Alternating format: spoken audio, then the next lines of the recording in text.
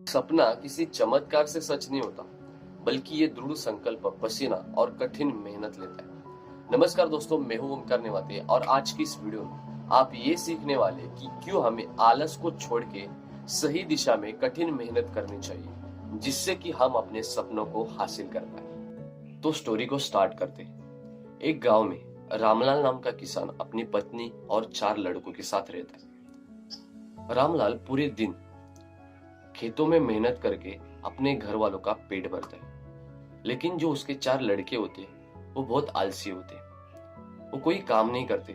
वो पूरे दिन गांव में घूमते रहते, मटर गश्ती करते और अपने दोस्तों के साथ टाइम पास करते। तो एक दिन रामलाल अपनी पत्नी को बोलता है, अभी मैं काम कर रहा हूँ तब तक तो ठीक है, लेकिन मेरे जाने के बाद इनका क्या होगा? तो रामलाल की पत्नी उन्हें बोलती है, जैसे जैसे समय बीतता जाएगा वैसे वैसे वो काम करने लग जाएंगे। लेकिन ऐसा कुछ नहीं होता। कुछ दिनों के बाद रामलाल बीमार पड़ जाता है। वो इतना बीमार पड़ जाता है कि वो काम करने के लिए उठ ही नहीं पाता। वो अपने खाट के ऊपर दिन भर लेटा रहता है। एक दिन वो अपनी पत्नी को बोलता है कि मेरे चारों लड़कों को मेरे सामने लेके आओ। तो रामलाल अपने चारपाई के ऊपर, खाट के ऊपर लेटा होता है और उसके बेटे उसके सामने होते हैं। तो वो अपने बेटों को बोलता है कि मैंने जिंदगी के अंदर जितनी भी कमाई की है वो खजाना मैंने अपने खेत के अंदर दबा के रखा है। मेरे मरने के बाद तुम उस खेत को खोद कर वो खजाना निकाल लेना और चारों में आपस में बांट लेना। कुछ दिनों के बाद रामलाल की मृत्यु हो जाती है और जैसे कि उनके पिता ने उन्हें बताया था, वो चारों लड़के खेत में जाते और सुबह से शाम तक पूरा खेत खोद डालते, लेकिन उन्हें खेत के अंदर कोई खजाना नहीं मिलता। तो गुस्से में आग बबूले होकर अपने माँ के पास वो आते और माँ को बोलते कि माँ, हमें पिताजी ने झूठ बोला था।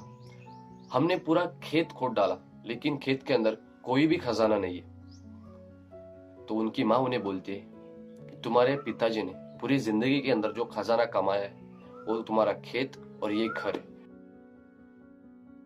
तो उनकी माँ उन्हें बोलती है, अब तुमने तो खेत तो खोद डाला है, अब तुम क्या करना, इसके अंदर बीज बो डालो और जैसे जैसे मैं बताऊंगी वैसे वैसे करते जाना। तो आगे जैसे जैसे उनकी माँ उन्हें बोलती है वैसे वैसे वो काम करते, पानी डालना, खेतों की रखवाली करना। और कुछ समय बीत जाता है और अच्छी खासी फसल आती है और उस फसल को बेच के वो बहुत मुनाफा कमाते और अपनी माँ को बोलते, माँ, हमने इतना सारा मुनाफा कमाया। तो उनकी माँ उन्हें बोलती है, यही तो तुम्हारे पिताजी तुम्हें सिखाना चाहते थे, मेहनत ही असली खजाना है। तो इस स्टोरी से हमें ये सीख मिलती है कि मेहनत ही असली खजाना है। तो आपने इस स्टोरी से क्या सीखा, कमेंट बॉक्स में जरूर बताना। और ऐसी अमेजिंग स्टोरीज और वीडियोस के लिए मेरे चैनल को सब्सक्राइब करना, नोटिफिकेशन बेल को प्रेस करना, ताकि आने वाले वीडियोस आप मिस ना कर सको। हम मिलते हैं नेक्स्ट वीडियो में।